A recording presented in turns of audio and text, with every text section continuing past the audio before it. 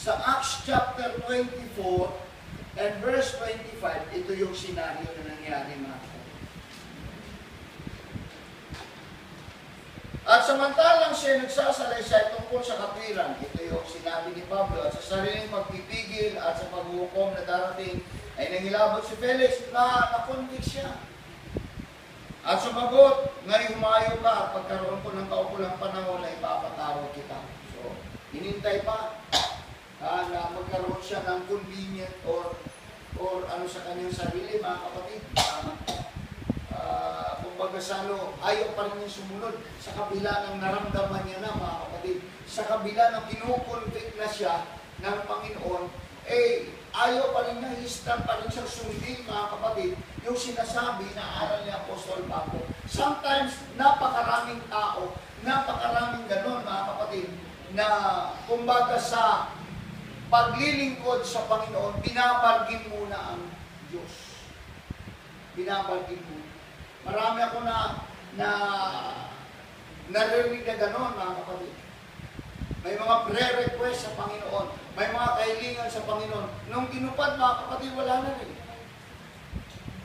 Kasi, ang inintay lang, mga kapatid, maging convenient. Ayaw paglingkuran ng Panginoon kahit sa kabila ng kahirapan. Kahit sa kabila ng problemang nararanasan, mga kapatid, sa buhay. So, ang discipleship, mga kapatid, sa harapan ng Panginoon, means self-denial, pagtanggi sa sarili, mga kapatid. Bakit? Napakahalaga ng pagsunod sa Panginoon kasi siya naman yung author ng buhay natin.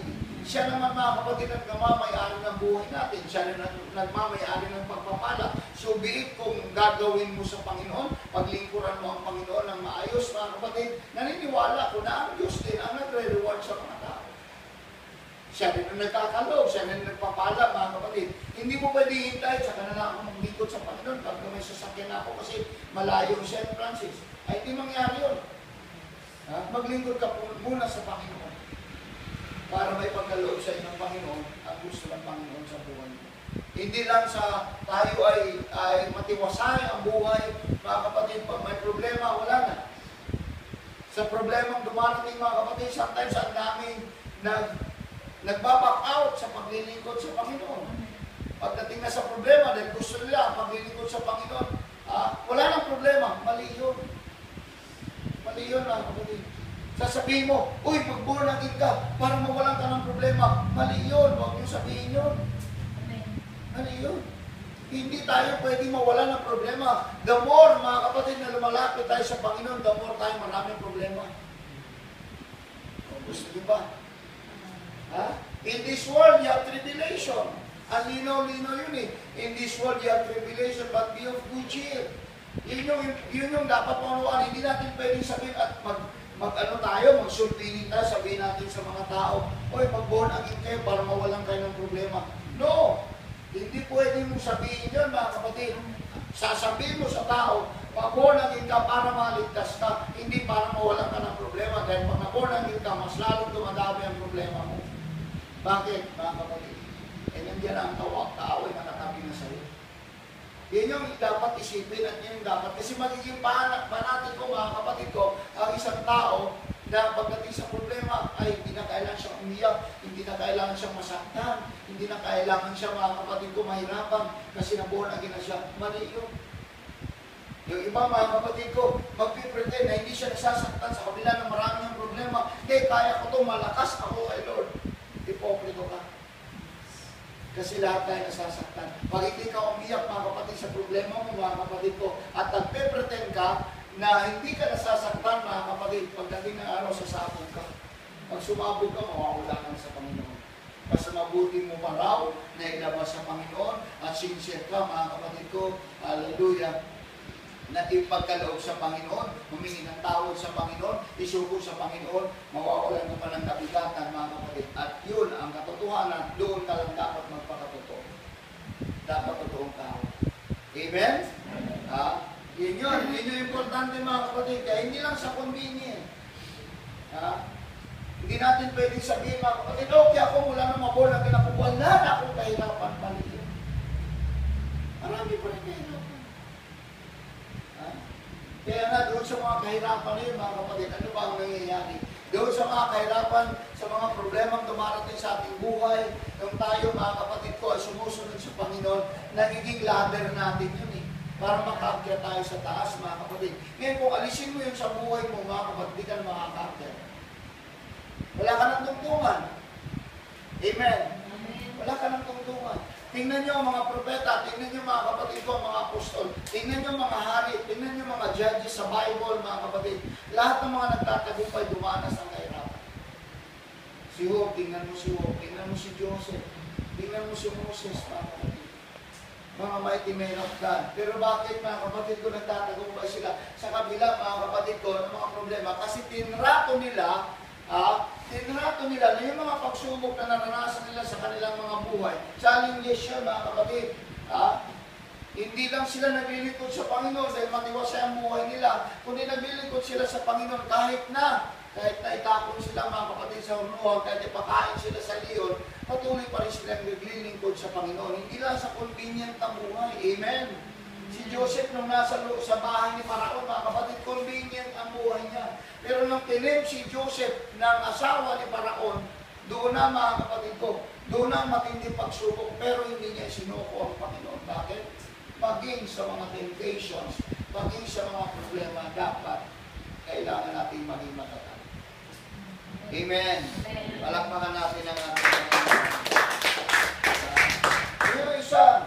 yun yung isang dapat maunawaan ng Kristiyano, mga kapatid. Kasi kung minsan nagiging panatit, mga kapatid, ng tao. Ay, pastor ka na, hindi ka na magkakasakit. Patay. Panatit ko. Siguro mahina ka na kay Lord, pastor, kasi nagkakasakit ka. Siguro mahina ka na kay Lord, pastor, kasi nagsilipon ka. Mga fanatics, ang daming gano'n na kapatid. Hallelujah. Kasi gusto, convenient lang palagi. Para masabi nga sa kanila ang Diyos, mga kapatid, wala silang nararanasan problema. Kaya ang daming mga great pretender na Christians, noon, ang daming gano'n. Dahil hindi na-reforma, mga kapatid. Oo, maniwala ka. Para maniwalang malakas kay Lord, kailangan maglupasay. Kailangan magpagulong-gulong. Yan, bless na bless kay Lord. Revival. Kailangan makyat sa pader at para masabi, blessed na blessed, full of Holy Spirit. Blessed pa natin. Diba? Kasi kailangan convenient. Kailangan maayos ang buhay. Pagka mayroong nakitang mali at problemang naranasan sa kanyang buhay, mga kapatid, nalulungkot na siya. Nagdi-depart na siya kasi perfectionist siya. Ang daming ganun, mga kapatid. Perfectionist. You are not perfect in the sight of God. Hindi tayo perfect sa harapan ng Panginoon. Nagkakamali tayo. Kaya nga may provision ng Lord eh. Kung nagkakasala ka, handa rin siya magpatawad sa iyo. Kasi we are human. Tao tayo, hindi tayo robot. Ang robot nga, nagkakamali din. Kahit di kuryente.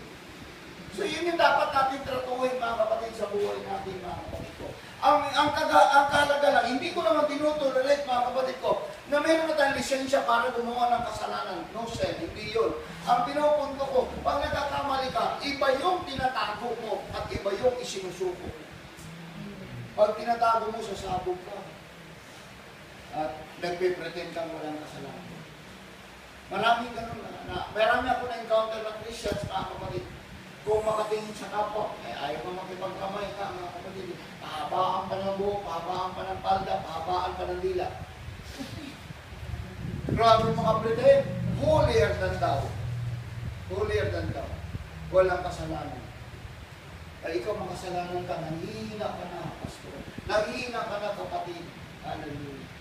So yun yung mali, mga kapatid. Kasi gusto, lagi ang maglilingkod sa Panginoon convenient. Maalago, maayos, mga kapatid. Pag nagkamali, mga kapatid ko, naku, hindi ka na banal. Yun yung isang let's be honest. Kailangan lang talaga maging maayos, mga kapatid ko. Yung pananampalataya. Kaya nire-reforma talaga ng Panginoon yan. Oh, meron akong dating kasamang gano'n, mga kapatid. Pag nagkasakit ka, naku, pastor, siguro may kasalanan kang ginawa. Pinuhin mo, ayaw na pala tayong lagdating ito. Ayaw na pala tayong lagdating. Kaya siya kahit may sakit, nagpipretend na walang sakit. That's hypocrites. sakit, kahit may sakit ka, o di sasabog ka. Mga panatikong pananampalataya. Mga panatiko. Yun yung isa, mga kapatid. Kasi ang paglilingkod sa Panginoon, mga kapatid ko, ay sumusunod lang dahil sa convenient. Maayos, maganda ang buhay, masaya ang buhay. Pagka may problema, pagka hindi, mga kapatid ko, na maayos ang buhay, yun na. Hindi na, mga kapatid ko, sumusunod sa Panginoon. Yun yung isa nagiging problema, mga kapatid, sa napakaraming tao. Kaya nga, proper discipleship talaga. Proper discipleship. Pagka mayroon nakapasok talaga ang Christians, mga kapatid ko, na walang ibang ginagawa, kundi mamuna, mga kapatid, kailangan talagang i-disciple ng tao. Totoo yun, mga kapatid. Ang dami tayong naranasan ng gano'n, mga kapatid. Pero mo yung babae, pagka nagputo lang ng bangs, mga kapatid ko, nako, makasalanan ka lang, mga kaya yung anak, hindi ka nasimba, mga kapatid. Ano nangyari sa anak? Nabackslide na tuloy. Alin-alin yung gusto. Nagputuloy ng bangs, tapos hindi mo napasimpay. Nabackslide tuloy. Kasi huli hagdan daw. Laging convenient. Pagka mayroong may magkakamali, wala na, mga kapatid. So yun yung isa. Yun yung isang problema, mga kapatid. Amen? Amen. Basahin natin. Matthew chapter 19, verse 21.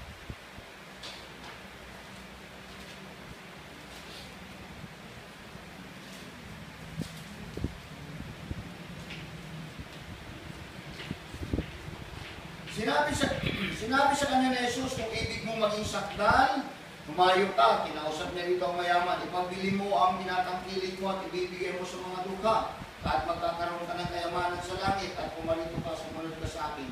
Tatapwat ang marinig ng binata ang ganitong pananalita, yumaon siyang namanglaw, sapagkat siya isang may maraming pag-aari. Yun yung testing ng Panginoon minsan dito sa isang mayaman na ito.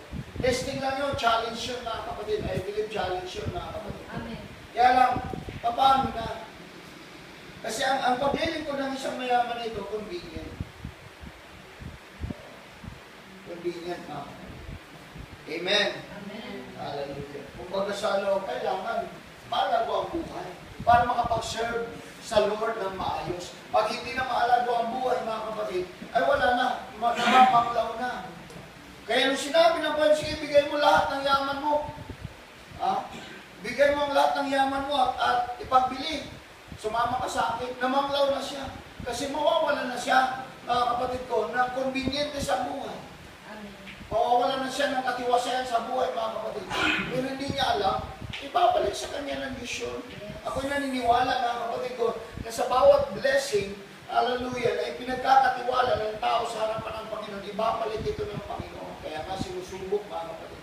Ngayon, sometimes tayo, ang bilang Kristiyano, nilalagay tayo kung minsan, mga kapatid, sa kawalan, para makita natin kung si Lord pa ba talaga ang number one. Hello? Kung si Lord pa rin. Minsan, dinadaan tayo sa pagsubok. Kung mamanglaw tayo, mga kapatid, susubok agad tayo. Pagka meron tayo, masaya tayo, ngiti natin hanggang paisa. Yung tawa natin hanggang paisa. Pagka wala tayong problema, pagka may problema tayo, halata tayo, mga kapatid, na problemado tayo. Hindi natin na-enjoy yung fellowship sa Lord. Nahalata pa tayo. At nagpapahalata pa tayo para masabi natin, mga kapatid ko, na ito, inconvenient ako ngayon. I'm so sad. I have so many problems. Yeah. Di ba? Amen. Hindi yung tutulo ang luha dahil maraming problema. Hindi yung tumutulo ang luha dahil sa kagalakan. Di ba? Maraming na. Tumutulo ang luha dahil maraming problema. Hindi yung tumutulo ang luha dahil nagpapasalamat at napakabuti ng ating mahal na Panginoon. Masaya tayo dahil sa kabutihan ng Panginoon. Kasi ang iniisip niya sa paglilingkod sa Panginoon, mga kapatid, hallelujah, ay puro karangyaan at pagpapala. Hindi siya nag-isip, mga kapatid ko, ay more ang ginapang wala ng problema. Kaya sinasabi sa kapwa, sinasabi sa kaibigan, sa kapitbahay, maglingkod kayo sa Panginoon dahil para mawalan kayo ng problema. Mali. Maglingkod kayo sa Panginoon para maligtas ka.